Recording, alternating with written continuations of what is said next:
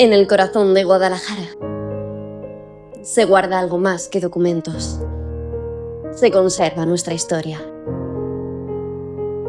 Desde el siglo XIII, el Archivo Municipal protege la memoria de una ciudad viva, que crece orgullosa de su pasado. Más de 163.000 registros al servicio de investigadores, estudiantes, ciudadanos y de ti. Ahora tienes la oportunidad de conocerlo por dentro. Participa en nuestras jornadas abiertas y descubre los secretos que esconde el archivo.